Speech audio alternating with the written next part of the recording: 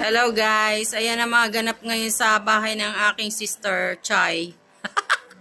May nagsusumba. At may nagmamassage. Ayan, o, di ba? Si Sister Julie. Kailangan ko yung mabawi. Kailangan mo ba? Lugi na ano ang alima. Palitan natin ang ano, ang isa pang ano. Ayan. Minamassage yung aking mga muscles. Sarap pala niyan. Yun o. Nagkukunik ko. Woo!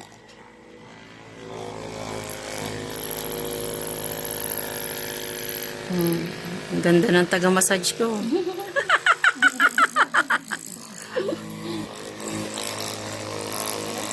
Parang ano talaga yung ano, mga kalamnan.